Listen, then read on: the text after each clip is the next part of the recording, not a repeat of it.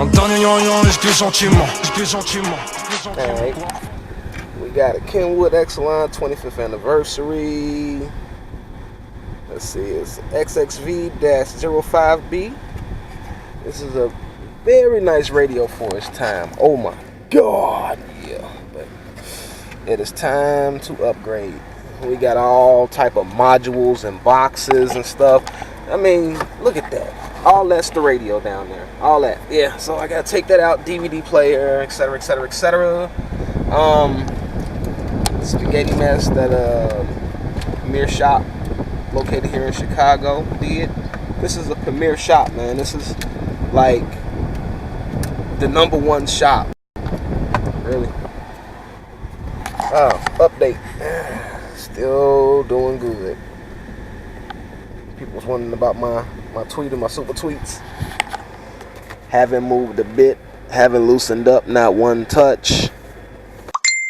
And of course, you got 2X12s on the Punch 2500 BDCP.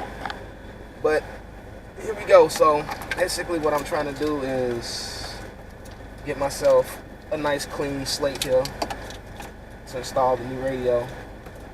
And the new radio is the Pioneer NEX 4201, 4200 to 4201. The only difference is the I'm trying to fish wires. The only difference is the review camera. Right? Where the heck these wires go? Alright, so I gotta figure out where it goes here. I guess I could disconnect this. Well, one good thing about it, they made it so that you can disconnect them. These pigtails here, which is pretty cool. Alright, so that's the radio out the way. That was pretty neat how they did that. And this is before there was such thing as Telsa tape. That's how they kept it nice and neat for the Telsa era. Alright, so check it out. That debauchery down there is gone. Made it nice and clean up in here. I mean, it was cables and wires everywhere because some of those cables were like 20 feet long. So I had cables and wires everywhere. My last of my Telsa tape. And I had to pull a power line from the main fuse because this car pretty much runs on CAN bus. And your factory amp is in the back. I got all my wires ran up to the front from my factory amplifier, which are, well, they were, I didn't cut them out. The original guy that did them, he had everything powered off the radio. So basically, we had wires ran and I had redid them, but of course this is the radio here. One cool thing about this radio, y'all, it's got a TV tuner in it, so it's definitely some good stuff there.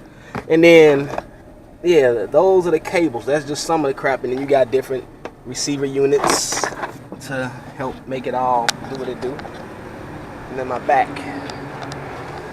has the BDCP right here. I definitely gotta just, you know, tighten them up. I hate that, but it's all floating. Actually, this is actually floating. You can actually stick my finger up under it, so it's not sitting on there. No shit. It's actually lifted up off. Same on this side. And that is 600.4, I believe. And I gotta some kind of way stretch my RCA lines. And then this is the box.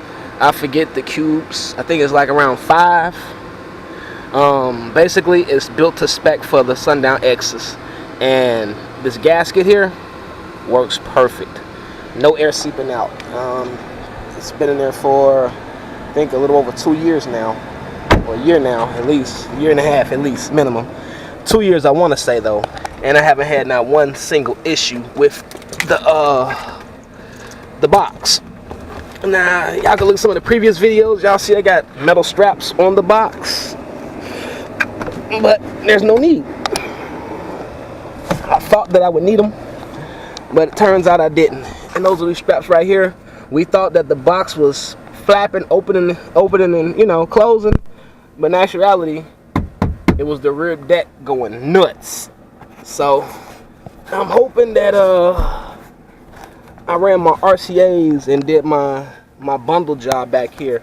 Everything is sound deadened too. Everything. So it still feels stiff. The blue screws y'all see me use, those are deck bolts. Like when you anchor in a 4x4 post, or you're tying in, or you're going into the wall. I think they're called red heads, even though they're not red. No, I think they're blue devils. They're blue devils.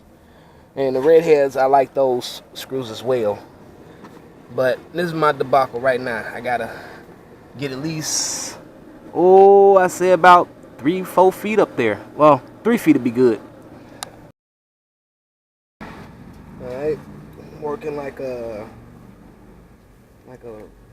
very, very patient monk. I'm focused because I have the camera on my knee and I am trying to work while I record this for you guys. So the first thing I'm doing, I'm actually tapping into the negative. Alright, so, that's basically how I peel back the insulation on the wire so that I can T-tap into the line. Then I just use my fingers and I pull the wire back. So my ground wire is ready. Take my ground to this little modular doohickey majigger. Alright. Y'all know this is the bypass. Alright.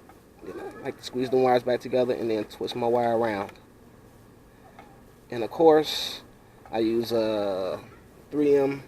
Any 3M tape is pretty well in my book. I use Super 33 and Super 66. I prefer. I get confused sometimes with the supers. I believe the Super 33 is one of my faves. And this stuff right here, of course. This is I believe it's 33. Yep, 33 plus. And here, this one wire here is parking brake. The parking brake input gets connected to. We look on here, the bypass. Connect the green wire of the VB3 to the parking brake input wire shown below. And I guess that would be down here. Shown below, because shown below is below the writing. To the side, they would say shown on the side. Alright, well anyway, I'm going to cut this back. I don't need no label. Tell me it's a green parking brake wire. Because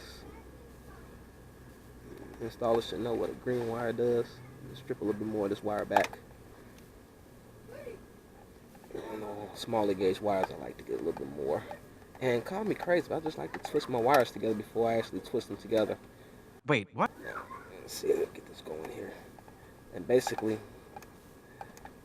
yep, no heat shrink. Like I said, Super 33, y'all.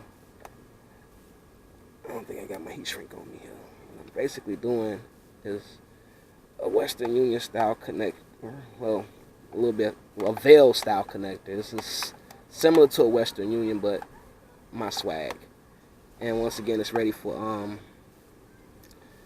soldering and heat shrink or, quality tape. I don't want no wire stretch. Then what I'm gonna do before I wrap this loom up, I ain't gonna even show y'all. It's gonna be a surprise. All right, that's constant. ACC remote. Let me go ahead on and insulate some of these wires real quick.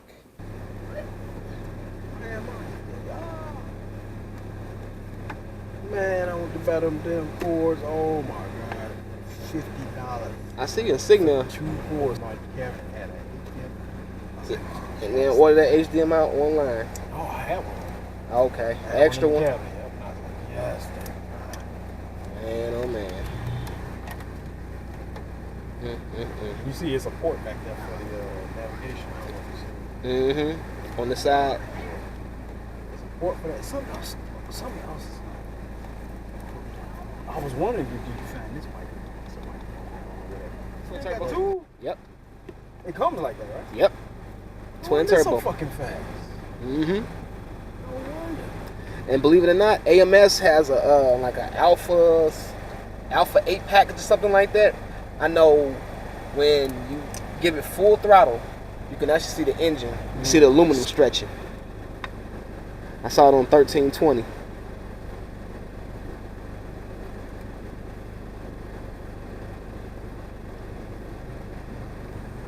So yeah, y'all remember that? Man, ever since I installed this radio, it sounds a lot better.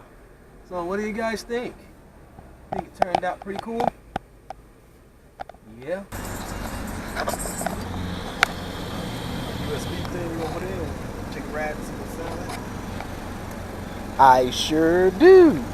Post my stuff up.